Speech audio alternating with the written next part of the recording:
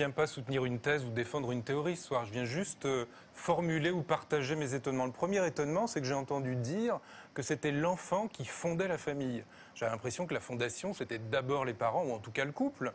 Moi, j'avais l'impression de former une famille en étant déjà un couple. Donc, je viens sur un plateau de télévisé, pas pour enseigner, mais aussi pour apprendre. J'imagine que celui qui a dit ça me dira pourquoi c'est l'enfant qui fonde la famille. C'est le ministre qui l'a écrit sur le site du ministère. La réalité. Oui, mais je pense qu'il y a des familles qui sont des couples et qui forment des foyers et qui fonctionnent déjà comme des familles, en attente d'enfants ou pas d'ailleurs. Non ? Et vous savez ce que dit François de Saint-Gly? Non, Il je dit suis que désolé. précisément, Les sociologues, j'avais invité ce soir, mais qui ne pouvait pas être là. La famille ne peut pas avoir de définition et c'est ce qui fait la force de la famille.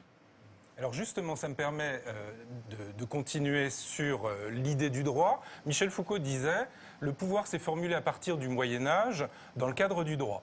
Alors au Moyen-Âge, au XIIe siècle, c'était le droit canon. Aujourd'hui, c'est le droit revolver. C'est-à-dire que dès que quelqu'un a une faille, une carence, un désir, un manque, il va exiger qu'on lui rende ou qu'on remplisse son vide par un plein qui est garanti par le droit.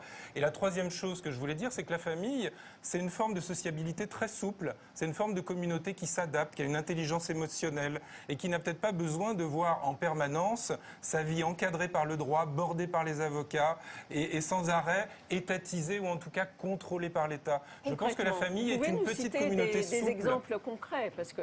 Mais la famille n'arrête pas de s'adapter à la naissance de l'enfant, la maladie, la mort, la séparation. Tout ça, c'est une adaptation. L'idée de vouloir enfermer cette communauté dans des droits en permanence, c'est la brider. Moi, je suis un être très pragmatique. Au moment des séparations, lorsqu'elles se passent très mal, et que souvent, justement, dans un conflit d'adultes, l'enfant est pris un peu en otage, que faut-il faire? Il faut laisser les adultes essayer de gérer cela plutôt mal, ou bien au contraire, faut-il essayer de développer une médiation familiale que l'on peut imposer aux adultes pour justement que les enfants ne soient pas pris dans un conflit de loyauté par rapport à leur père ou par rapport à leur mère? Mais je pense que la médiation familiale... familiale... Je ne vois pas en quoi le fait qu'on puisse intervenir et effectivement judiciariser ou contribuer à une forme de judiciarisation est un empêchement à l'épanouissement et au respect de chacun des membres qui constituent la famille. En l'occurrence,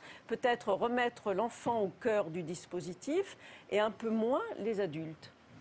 Alors, ce n'est pas un empêchement, c'est qu'on vit dans l'état du droit. Donc, je pense que la médiation, elle se faisait spontanément au cœur de la famille. Un grand-parent, un oncle. Aujourd'hui, on sait qu'il y a le droit, qu'il y a des individus, qu'il y a des personnes qui peuvent aller qu'il y a des avocats. J'aimerais bien croire à votre monde.